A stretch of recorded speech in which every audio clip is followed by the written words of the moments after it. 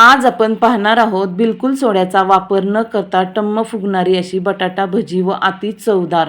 तर त्यासाठी इथं मी 2-3 मोठे बटाटे घेतलेले आहेत. त्याची साल काढली, खाली भांड्यात पाणी घेतलंय, वर बटाटा किसला बघा. त्याच्यात बटाटा सगळा असा स्लाइस पडलेले आहेत.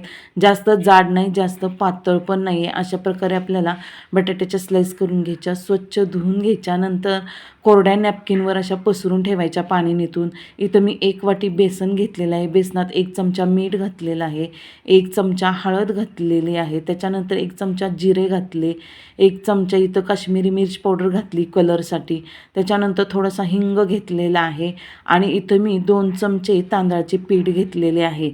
त्याच्यानंतर आपल्याला याच्यात थोडासा ओवा घालायचा आहे. ओवा घातला की कोथिंबीर घालायची आणि थोडं थोडं पाणी वतून छान व्यवस्थित फेटून घ्यायचं आहे. तर आपल्याला याच्यात पाणी थोडं थोडंच घालायचं आहे, नाहीतर बेसनाच्या गाठी होतात. थोडं थोडं पाणी घालून आपल्याला मस्तपैकी असं स्मूथचं बघा बॅटर बनवायचं आहे, कुठेही गुठळी ठेवायची नाही. त्याच्यानंतर ह्या कोरड्या झालेल्या स्लाईस आपल्याला ह्या बॅटरमध्ये बुडवून घ्यायच्या आहेत आणि त्या तेलात तळून घ्यायच्या. तर तेलात तळताना तेल जास्त गरम करू नका किंवा गॅसची फ्लेमसुद्धा जास्त वाढवू नका. गॅस मीडियम ठेवा, तेल मध्यमच गरम झालेलं असू द्या आणि दोन्ही साईडनी अशी मस्तपैकी टम्म फुगलेली बटाट्याची भजी तळून घ्या आणि अशी झाली गोल्डन की लगेच काढा आणि खायला घ्या. एकदम परफेक्ट भजी.